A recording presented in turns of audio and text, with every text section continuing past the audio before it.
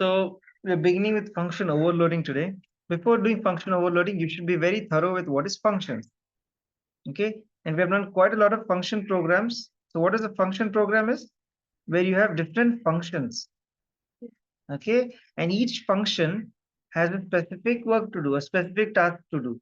Okay, we saw two types of function programming, one where we had local variables and one where we had global variables. Okay, so these are two types of function programming that will be asked. Okay, when there are local variables, then you have to send values from one method to the other method. But when you have global variables, we don't have to send anything anywhere because they're global. If they're updated in one function, they will be updated throughout the whole program.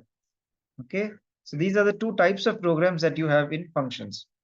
So like this program here, the 45th program, these three were global variables, also called instance variables.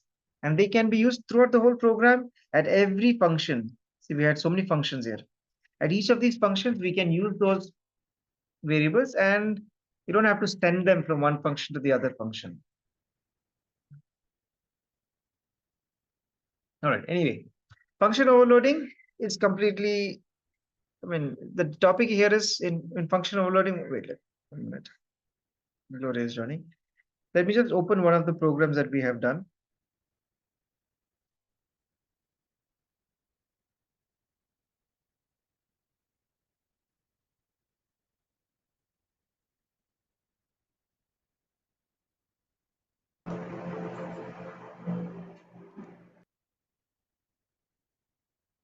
Okay, so look at function overloading.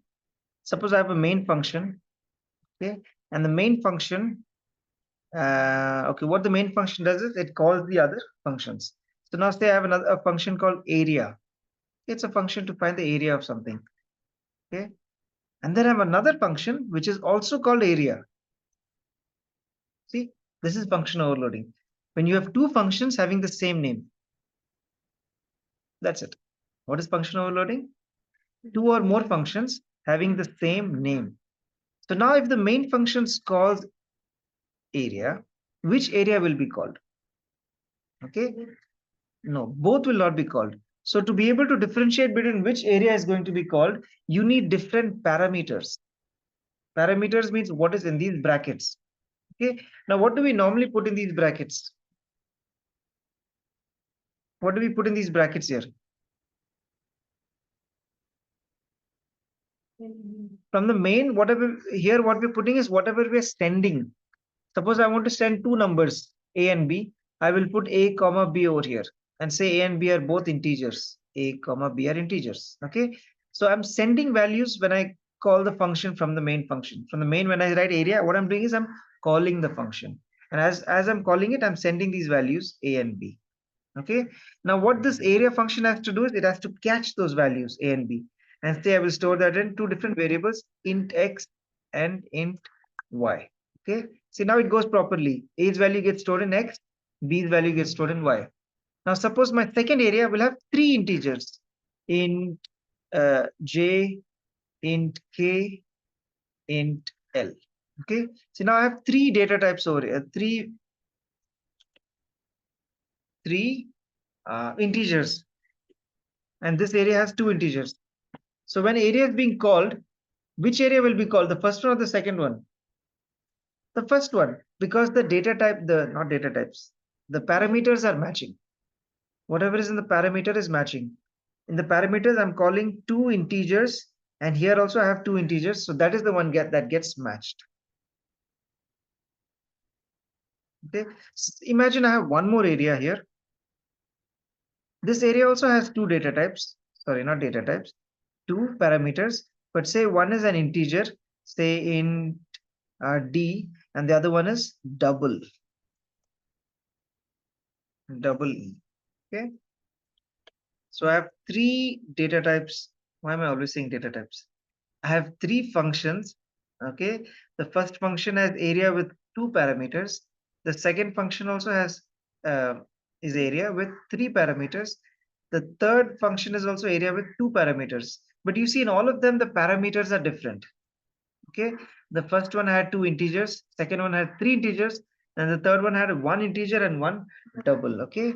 So when you're calling the function, it will match it. That means if I'm sending 2 integers, it will go to the first function. Suppose I'm sending 3 integers. Suppose I'm sending A, B, and C, and all 3 of them are integers. Then which function will be called? The second one. Okay. Or if I'm calling area, suppose I have a double F. Okay. And I'm calling area BF. Now, which one will be called? First, second, or third? The third one, because here there are 2 variables and B is an integer and F is a double. So that matches with the third function because that has 1 integer and 1 double. Is that clear, everyone? Variables are different. These are local variables. So I cannot use the same variables. Even if I use the same variables, the computer will consider them as different variables because they are all local variables. They are only used within their function. Okay. But what has to match is the number of variables and their data type. That has to match. Is that clear, everyone? The number of variables in the parameters and the data types of those variables. What is same? The name. The name of the function is same, but the parameters have to be different. Is everyone clear what is function overloading? 2 functions having the same name with different parameters. Right, that is your question. What is function overloading?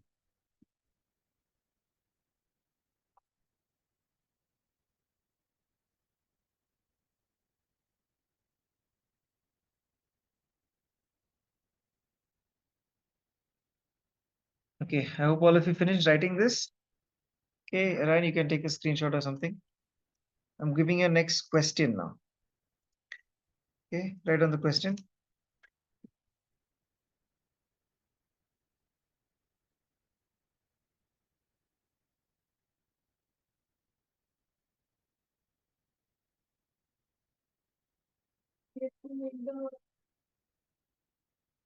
Only name of the function area, or we can make area of school, area of rectangle, area of circle.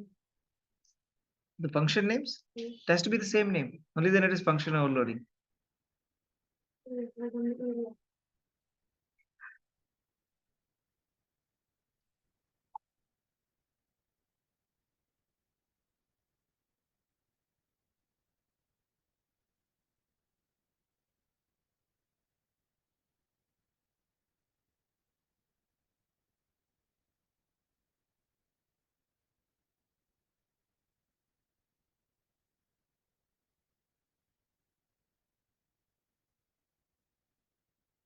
Okay, so did you all understand the question? You have to first take all the values from the user, whatever you need to find the area of all these 3 shapes. So for square, you need to take the side. For rectangle, you need to take length and breadth. Okay, I'll just write all the variables here that you need. Okay, for square, you need the side. We'll store that in S. For rectangle, you need L and B. And for circle, you need pi r square. So you need radius. That's the only thing you need from the user. Pi has a fixed value, right? So you're taking r. So these are all the values that you need. All this take from the user. Okay, and then you will call all the 3 functions one by one. First, you'll call the area to find the area of square. Then you'll call the area to find area of rectangle, and then you'll again call area to find the area of the circle. Just like how I've called 2 areas here. Here you will call all the 3 areas, and you will send all the required variables, right? For to find area of square, you will send area, and in bracket, what will you put? S. S, because you only have to send the side. Then to find area of rectangle, what values you'll send? L comma B. And to find area of a circle, you'll send R. Okay. Now remember, what should be different between the 3 areas? Either the number of number of parameters or the data type of the parameters. Okay. So the first area has how many parameters? Only 1. The second area, ln b. Okay, 2. The third area, you're only sending r. So here there's only 1. See, now there are 2 of them having 1. So what change you need to make? Change the data type for one of them. Maybe for radius, you don't put integer, put double. Okay, so remove r from here and you can put double r. So that way now all the 3 areas have different parameters. Is everyone clear? Now, once the area is found, there are 2 options. You can either send the area back to the main function or you can print it over there itself. The area. 2 options again. One is where you can return the values. If you return, it'll go back to the main function and then the main function will have to print it. Okay. The second option is where you don't return it, you print it here itself. Yes. Okay. So when you return, what difference should be there is whatever data type you're returning, that data type should be put here in front. Suppose you're returning an integer, then you have to put int area over here. If you're returning a double value, then you need to put double area. Okay. If you are not returning to a normal value. If you're not returning anything, then you have to put void. If you're not returning, suppose you're printing it here itself, then you have to put void area. Clear about this? This we saw in the beginning, right? When we were learning about functions, we saw this. Okay. So you can do whatever you want. If you want to print here itself, then you put void area and print it here itself. If you're returning it, then mostly you're returning an integer or a double. If you're returning integer, put int area. But then you'll have to receive it on this end and print it here. That's an extra step. So what is easier is print it here itself. Okay. All right. I'll give you 5 minutes to start off and then I will type it after that. Not 5, 3 minutes. Okay.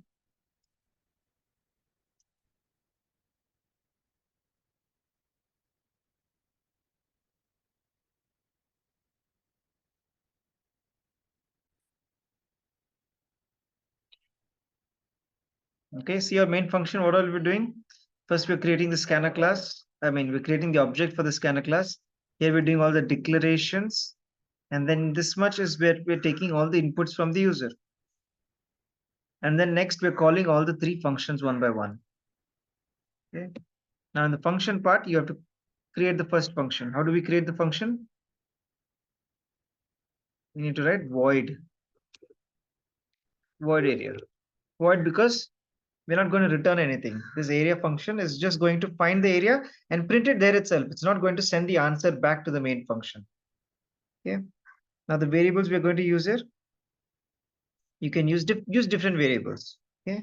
So we are taking the side of the square. So we can use SIDE, side.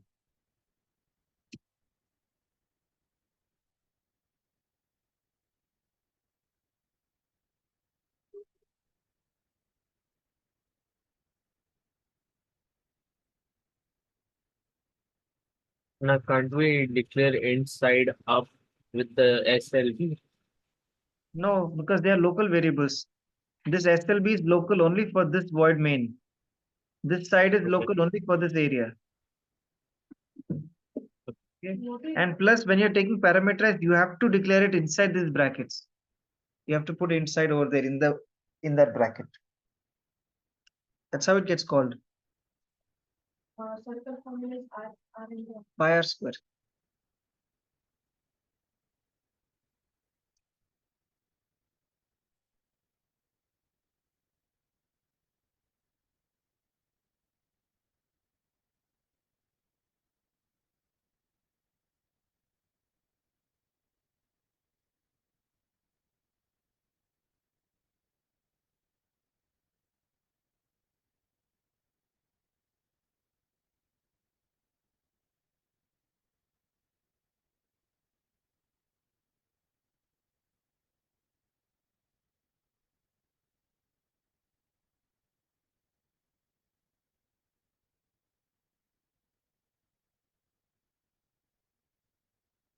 Anna, R is supposed to be the radius of the circle, right? Yes.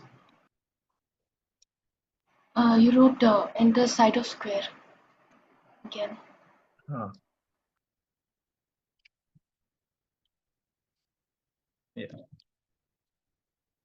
Can write like a system not out dot print and enter the value of R B and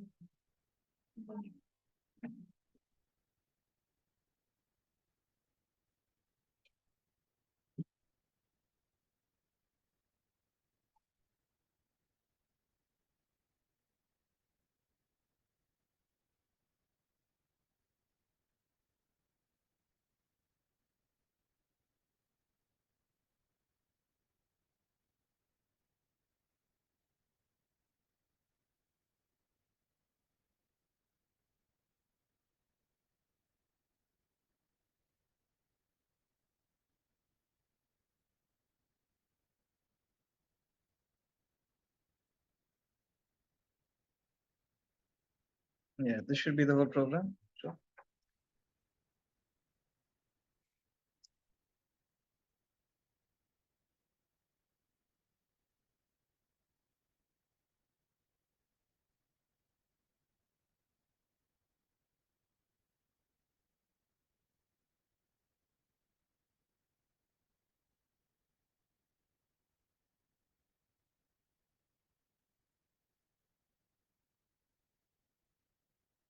Interesting. Very good. You didn't declare B. yeah. Here also you have to declare A. You can't write A. You have to put int A. All these here you have to declare the variable, and even you have to declare the F and the E next to it here itself. Say intake comma int B. Yeah, Here parameter we can write here. int A comma int B. You have to put int twice. That's the rule.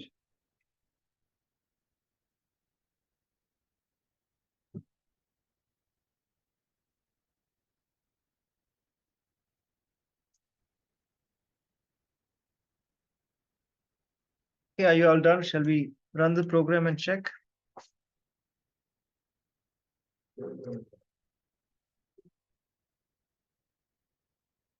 Oh, static. Let me add static everywhere.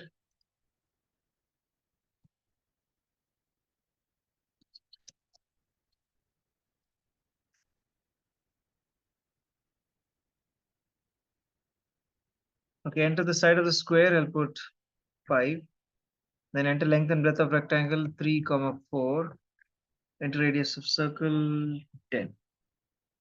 Okay, so we get all the values. Check if they're right. Area of square 5 means 5 into 5. Rectangle is 3 into 4, 12. And radius is pi into 10 into 10. That's 3.14 into 100, which is 314.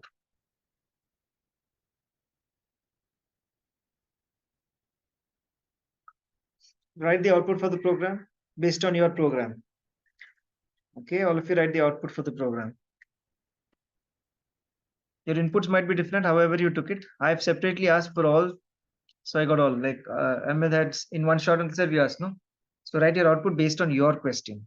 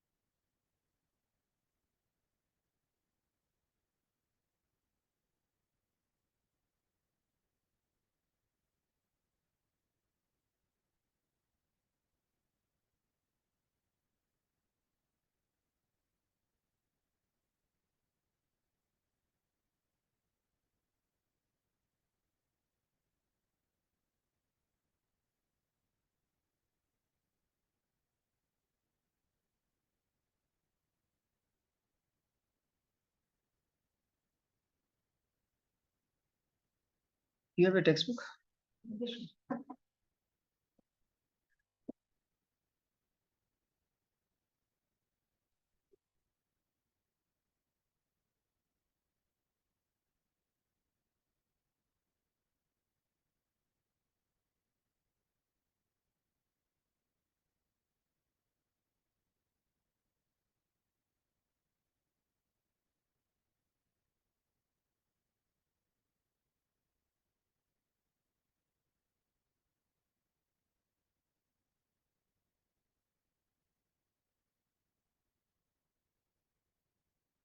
Okay, I hope everyone's done writing. So function overloading is same like function programming, just that you're adding this.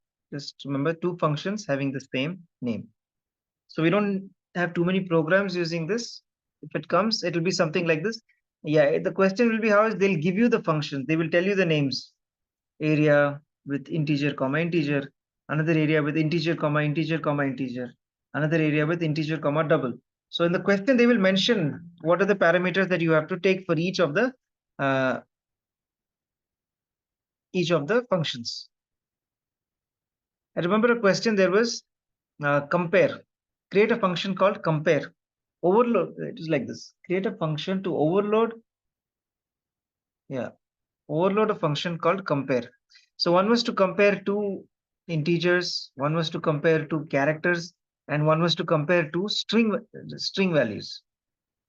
Okay, compare means just print the greater one. Right. So how was that program? You can do that as your homework. Write on the question. Can you show me the double statement, please? The radius of the circle was last one.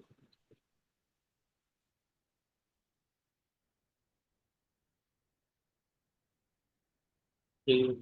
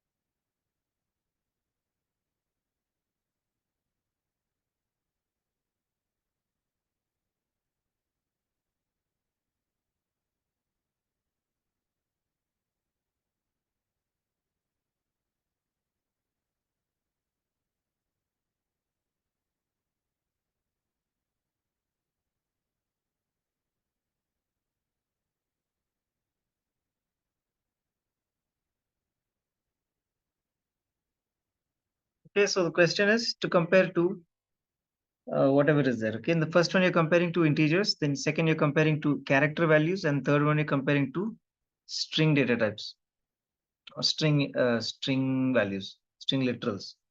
Okay, so in the first one, how do you compare two integers? If the integers are a and b, what will be your statement? How do you check which is greater? Area, compare. Tell me that, just tell me that statement to compare. If you're a and b and I want to check which is bigger, what you'll do? You'll type if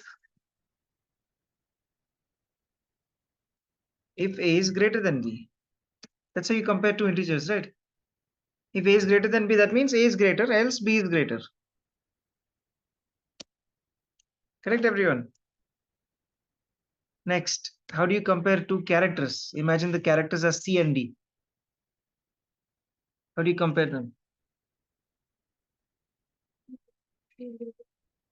Yeah, C is greater than D. You can do that, okay? So what Java does, it implicitly it converts the characters into integers into their ASCII values. You remember every character has an ASCII value.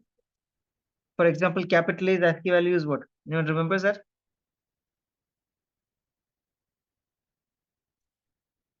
Capital A's ASCII value is 65. I was just teaching the 9th standard. Here's the whole ASCII table. I just had opened it for the previous class. So you have all these ASCII values. Okay. So you can see here capital A. Capital A's ASCII value is 65. Okay. So till Z is 90. So what Java does, if you're trying to compare two characters, it will convert the characters into their ASCII value and compare those ASCII values. Okay. So you can just do C is greater than D implicitly. Implicitly means automatically. It will convert. You have to take all this from the user. Okay. But when you're comparing it, this part I'm showing you, you just have to check if it's like how you do an integer, the same way you have to compare. You can just rejoin the meeting.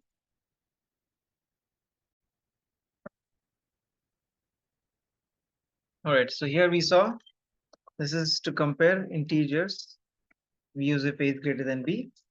That's obvious. To compare characters also, we use the same thing.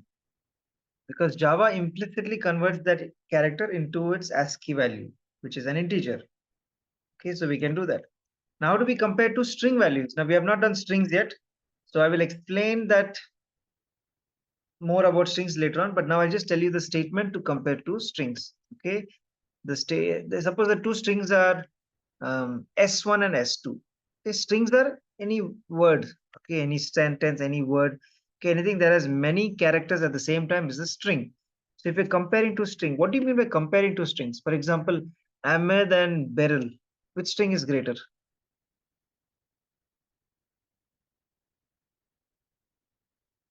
So what does it compare of the string? It compares the first alphabet of the word Ahmed and Beryl. So that is A and B. So which value is bigger, A or B? A. No, it compares the ASCII value of A and B. So ASCII value of B is more than ASCII value of A. Okay, so Beryl's is the value. Okay, Beryl is greater than Ahmed. That's how it is. Now, what if you're comparing Anna and Ahmed? Now, which is greater? Now, both of your names start with A. So then what does it do? It automatically goes to the second alphabet of Ahmed and second alphabet of Anna. That means it compares M with N. Oh, your second alphabet is H, not M. Okay. So it compares H with N. Now, which is greater, H or N? N comes afterwards, no? So N is greater than. So Anna's name is greater than Ahmed's name, like that. That's how this string function does it. Okay. And the name of that string function is compare to. So if you want to use that compare to function, this is how we write it. So you're comparing S1 and S2 and we're checking which is greater, right? So we have to write like this. If S1 dot compare to, and in a bracket, we need to write S2. And then we're closing the if bracket. I'm putting some space in between so you understand. This much is that string function.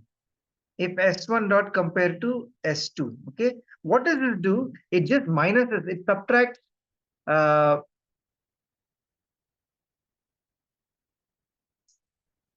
S1's ASCII value and it minuses with S2's ASCII value.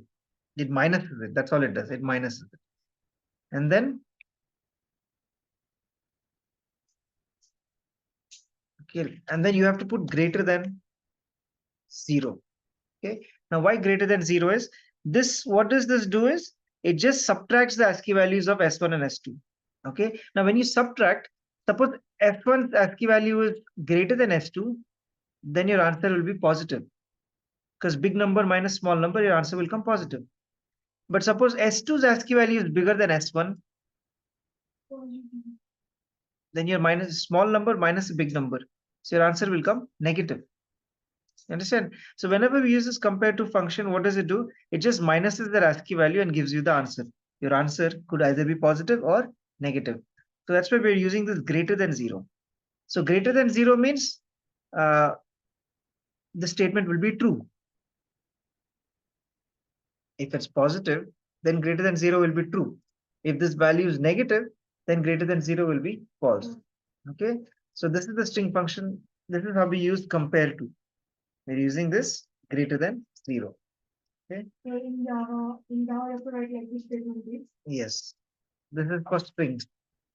S1 dot compare to S2.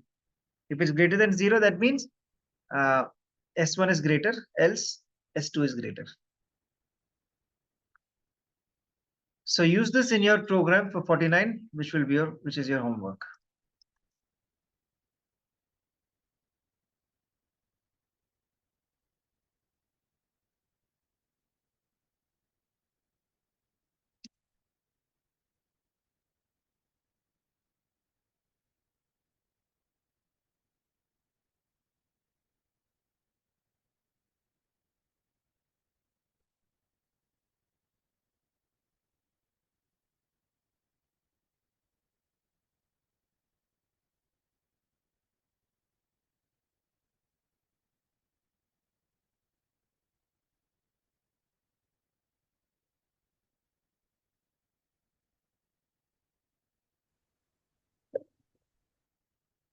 Okay, so that's all 2 programs we are seeing on function overloading. The first program we were comparing a function called area. The second program we are overloading a function called compare. Okay, now we'll go to the next topic, which is constructors.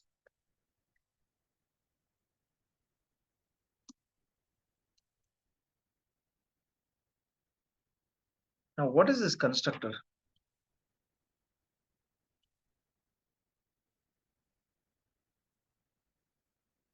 Okay, so there are 3 points for this answer.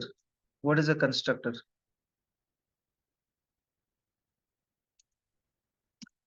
The first thing is a constructor is a function. It's a function, okay? It comes under function programming. So a constructor is a function which has the same name as the class name. That's the first thing. Let's look at our program that we just did. See our class name. What's our class name here? Hello world. And what is our function's name? Area. The name is different. So this is not a constructor, okay? In a constructor, what?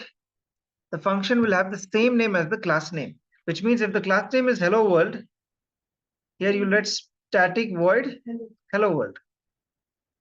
Is that clear, everyone? So write the first point. It is a function that has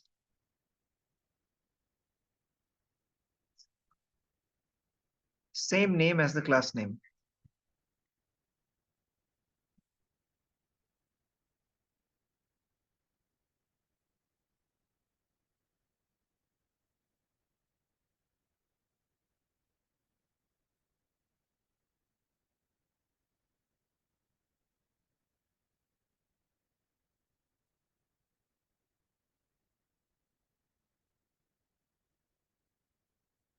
Okay, this is the question for what is it? Okay, what is a constructor? It is a function that has the same name as class name. Next is what is its use? Okay, its use is just to initialize all the global variables. That is its use. What is the use of a constructor? Initialize all the variables. Used to initialize all global variables.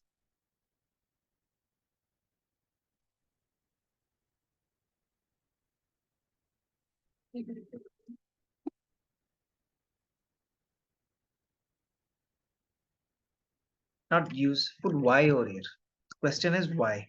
Why do we use a constructor? What, why?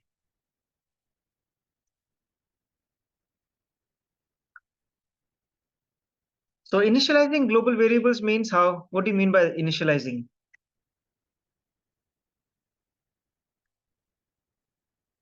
Okay, now how do you initialize it? All integer variables are initialized to 0. So if there's a variable called a, int a, you will write int a is equal to 0.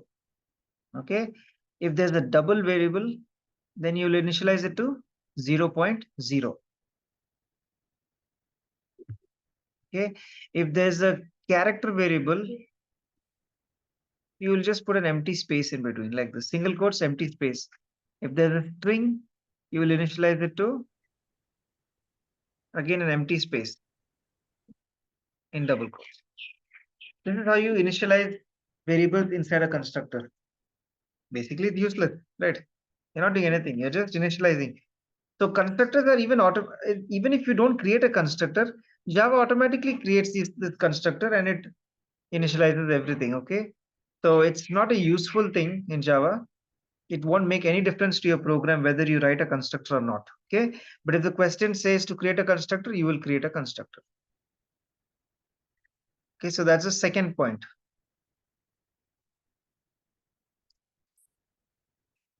Okay, it is used to initialize all global variables. Next question, how do you call this function? See, every function has to be called. Here area function we're calling. Where are we calling it from? Here. See, in the main function, we're calling all the other functions, right? Let me just open a previous program. I don't know if I have it.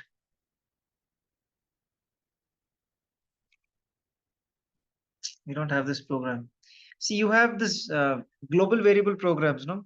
In the main function, we just call the functions. In the main function, we just call the other functions. Calculate, input, display, right? We just write them. Okay, that's how we call the function. But this constructor, you know how it's called? You don't call it. You just create an object for that class and it will be called automatically. Okay. To call it, just create a function, sorry, not a function, an object. Create an object for the class.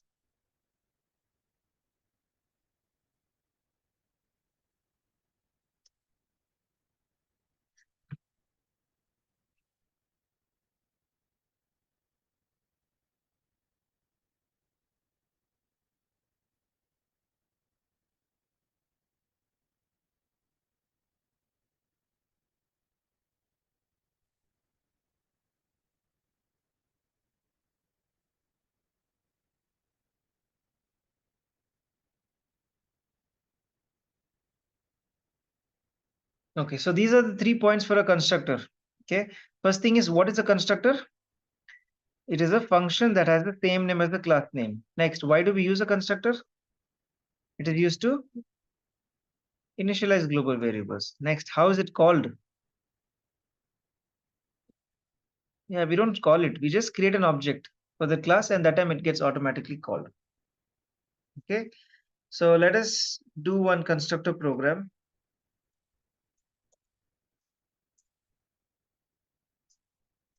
Okay.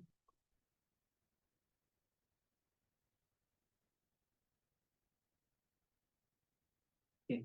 So here we have two functions.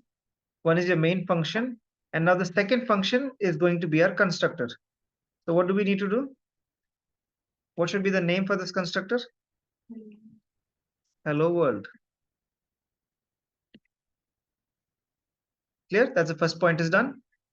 Create the function. It has to, the constructor should have the same name as the class name. All right. What's the second point? What do we do inside this? Huh? All the global variables. We have to initialize all the global variables. Now, global variables are declared outside any of the functions, right? Or here we declare. So, for example, int a, double b, char c, ring d. Okay. See, these are my 4 global variables a, b, c, and d. You see how they're declared, right? Before creating any of the main function or any of the function, we're declaring it over there. So now inside this hello world, I have to initialize them. So I'll just write a is equal to, what should I put for a? A is an integer. So I'll give 0. Double b is equal to 0.0. C is equal to single quote space. Okay, and d is equal to double quote space. That's it. This is what we are doing inside the constructor. Is that clear, everyone? Third one, how do you call it? So I don't have to write inside this main function. I don't have to call it. Like I don't normally, if you're calling, how would we call it? This is how we call it. Correct. Here we don't call it. We create an object for this class. How do we create an object for this class? First the class name, hello world, then the object name, say OB, equal to new class name, that is hello world. That's it. This is how we call, it gets called automatically. When you create this object for the class, your constructor gets automatically called. Okay. Now this constructor is normally added to all the previous programs that you have done, all the global variable programs. Okay, like question 45 and probably 46 and 47. I don't remember what this program is, but in your book, if you have done it, these programs are also, are they global variable questions? So your 44 is global variable question, 43 is, yes. So 43, 44 and 45. Okay, for example, look at the 43rd question. Here you had three functions: input, calculate, and display. Okay, and what did your main function do? You can refer to that program. What did your main function do? Main function, normally we used to write it at the end. For global programs, we normally write the main function at the end like this. Okay, now what did your main function do? All of you refer to that program. What did your main function do? Calling the Input that. it's just calling the functions input. Next function it called was calculate, and then it called the third function, which is display. Nothing else was done in the main function, just calling these three functions. So now when you add a constructor to the program, you will add this one statement. Okay, and you'll add this one more function, the constructor. So totally you'll have four functions: the constructor, the input, the display, and the calculate and the display. There will be four functions in your program. And also one more addition is this object that you created, you'll have to put it here in the front. So ob.input. You're using that object to call all the other functions. That is the only difference in your program. Is everyone clear? So you can write the program again, like, which one? 43rd. Hello world. Where? Here. Functions. Hello world constructor name should be the same as function. Yeah, here. This is the constructor here. Not OB input only there. OB we have to use for the functions. Whenever we're calling any function, we have to put OB in front of it. So these are the three functions that we're calling, right? So before that, you're putting OB. Here you're creating that OB. And at this time, the constructor function is automatically called. So totally four functions are called. When you're creating this object, constructor is automatically called. And then you're calling the remaining three functions: input, calculate, and display.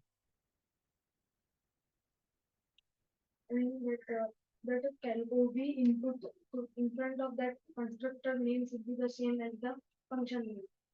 So the function name will be hello world. So we can write the hello world. Maybe hello world. Okay. OB is the object. Hello world is the class. Okay, our function has the same name as the class. We're using this class name to create an object OB, and then you will use OB to call all the functions. Now ask your question again, because you are messing up some words. Like here, the class name is taxi fare. So here also void taxi fare. So That is your constructor's name. Void taxi fare is your constructor. So here on calling the function, so we will write the taxi fare. Yeah, taxi fare OB is equal to new taxi fare. Yes, So we will write the class name. not class name, object name. function OB. name. Object name dot function name. Here object name is OB. Function name is input. So object name and then function name. You don't write the class name anywhere. Class name is here only to create the object. If our function name is same as that class name, so we will write the function name. Function name is same as class name is that is a constructor. So we cannot call it. You don't call this hello world. Hello world is automatically called when creating the object. We never call hello world. That is this point here, no? The third point. How do we call it? To call it, just create an object. Don't call it. It'll automatically get called when the object is created. Any doubt in constructors, anyone?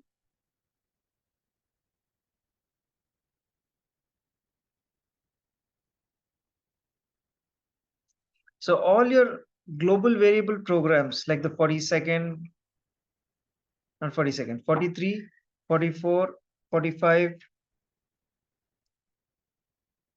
Okay, for all of these programs, they will always ask you with a constructor. So along with your normal program, you're just adding the constructor. Understood how to add the constructor, right? This new extra function where you're just declaring the variables and this extra statement here to create the object. And also that object you have to put in front of every function that you're calling. Okay. So for your 50th question, do the 43rd question, 43rd question using a constructor.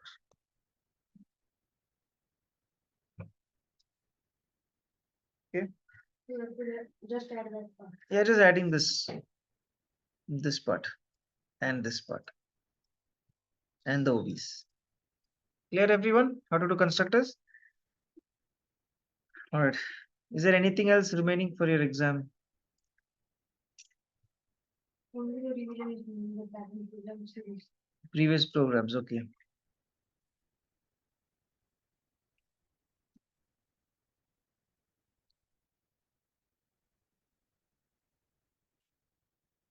Okay, so we have series program, sum of series program, pattern program. Okay, that is also coming for your exam. Okay, so let me give you one series. We start with series, then sum of series, and then pattern. So I'll give you a series, okay? Print the series.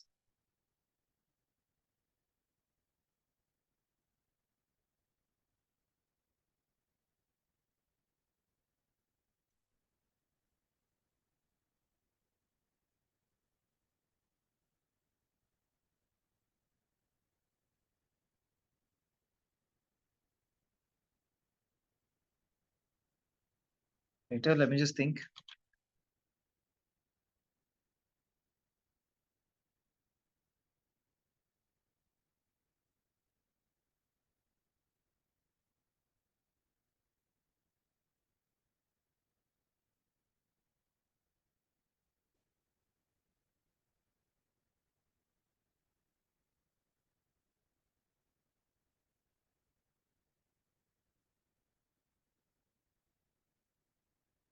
Okay.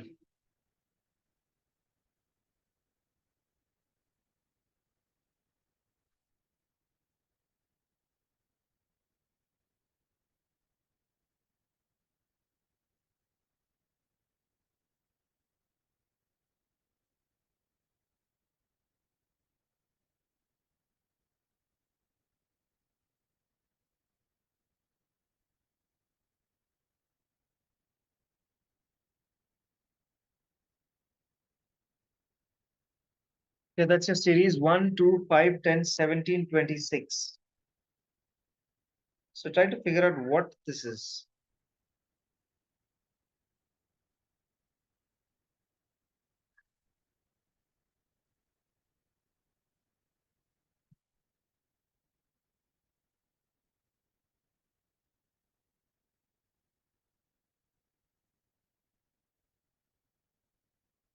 always like all.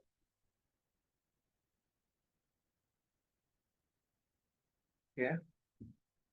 Like I can say that is 3, 5, 7.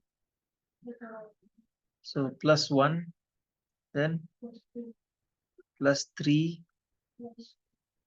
+5, +7, +9. Okay, so that's a pattern that Ahmed found. Anyone else found any other pattern?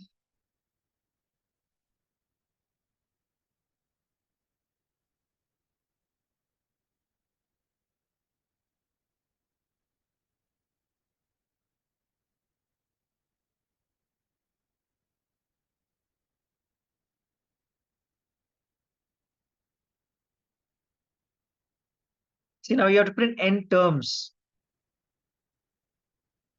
How will you stop at n terms if you have +1, if this is your pattern?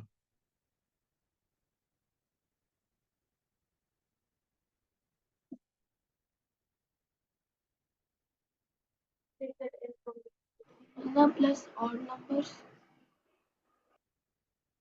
Plus odd numbers. The 1, 3, 5, 7, 9 are all odd numbers. Yeah. So do we That's, keep adding odd numbers? Like 26 plus 11 and so on.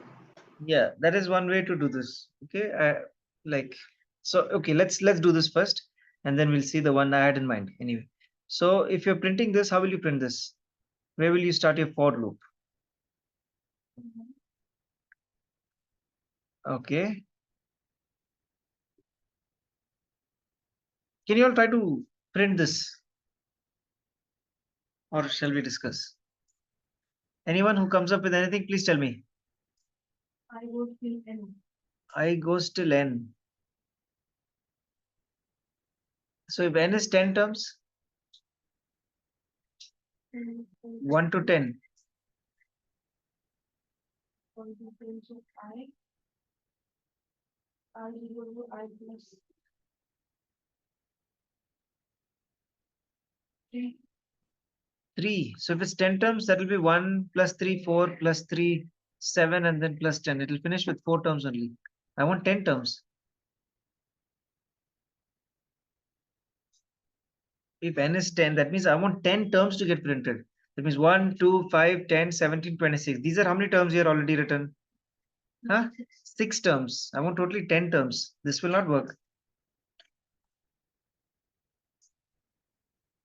I'll have to go till I have to do I plus plus only. Then only it'll go no 1 to 10, 10 terms. Then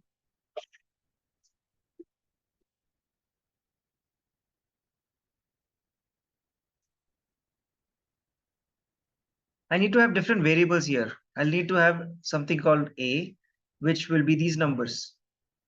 Okay. So say I'll print A first. So 1 will get printed. Now to this A, what do I have to do? I have to plus 1. Then next time I have to plus 3. Then next time I have to plus 5. So I have to do A is equal to A plus some variable which will keep adding. So say we'll call that variable B. Okay. So what is B in the beginning? 1. Okay. So first we're adding 1 to it. Next time B's value will become B plus 2. So the next time B will become 1 plus 2, which is 3. And then the next time to that 3, I'm adding 2. It will become 5. See, you're incrementing the value of B by 2 every iteration. Okay. This will be your code if you want this one to get printed. So it's a little complex. Okay. Everything is possible in any way you want. Only thing there is some things are a little difficult, some things are a little easy. Okay. So I would not go with this method. I will look for another pattern within this. So is there any other pattern that you can see in these numbers? What?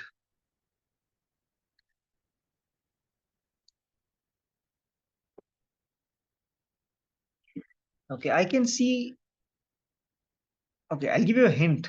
Minus 1 from each of these digits and see if you can see any pattern. Minus 1 from each of the digits.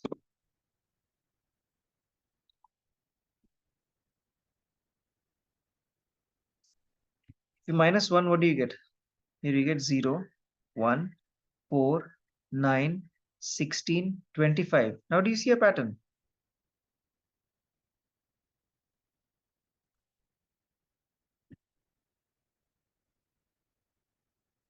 What are these numbers?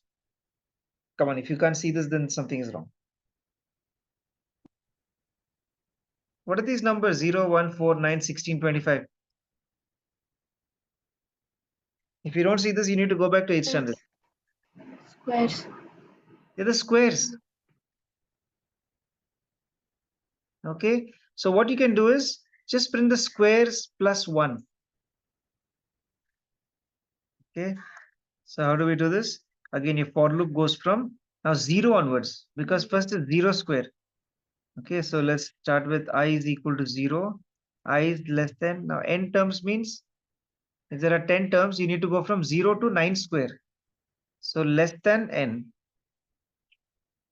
Right, because if it's 10 terms, you need to print from 0 square till 9 squares. That's why less than n. Then here, what are we printing? Directly, I can write the print statement I into I plus 1. That's it. Correct. So when I is 0, I'm printing 0 into 0, which is 0, plus 1, that's 1. Next, I will become 1. I'll print 1 into 1, that's 1, plus 1, it's 2. Next, I will become 2, 2 into 2, 4 plus 1, 5. Do you understand? So always look for patterns which make your program easy. Right? I'm sure the first program, none of you would have been able to write it if you figured that out. That's what you figured it out. That's what you figured out by yourself. Plus 1, plus 3, plus 5. But look at the code for that. It's much more complex. Okay. So if you figure out that these are all squares plus 1, then the code is much more easier. Okay. All right. Write on this program and then we will end. You have to take n from the user. So you need to create a scanner class, take n from the user, and then program is very short. I will type it here.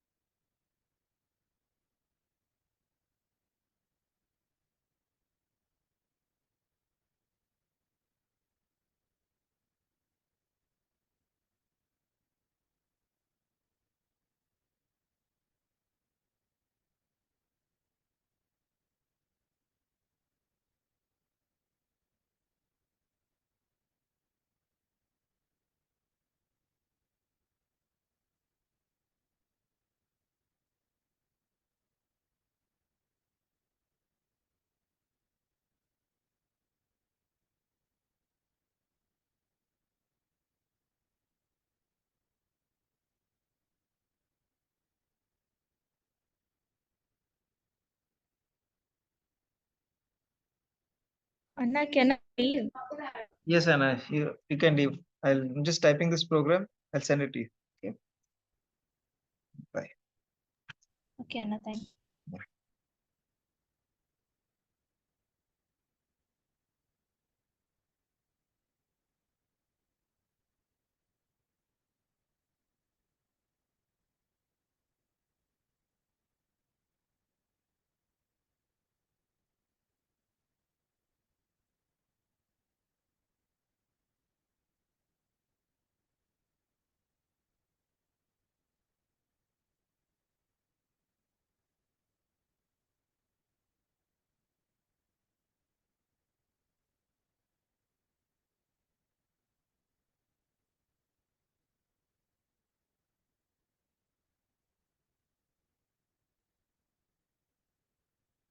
Okay, let me just see if the program works.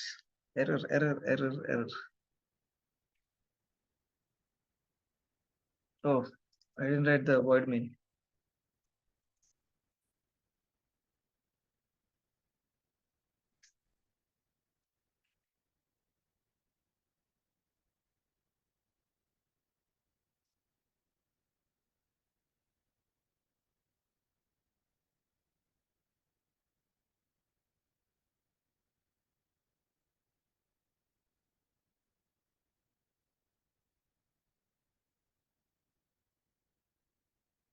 Enter number of terms. I'll enter 5 terms. Okay, we got our numbers. 0 is not there, huh? No, 0 is not correct. Yeah, 1, 2, 5, 10, 17. Okay, if we want them in the same line, then we remove this ln. Okay, here's our output.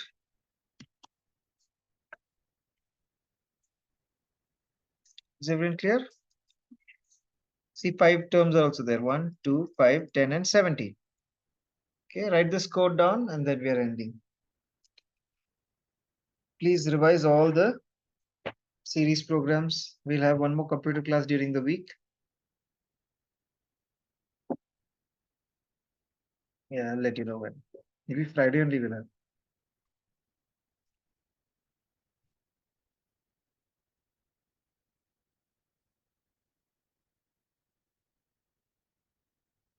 Notice how I put the space over here so that when it's printing, it prints a space also after printing each term. Notice how I did the declaration for the I inside the for loop itself. You can do that, or you can do all the declarations like n and I. You can declare it separately at the beginning itself.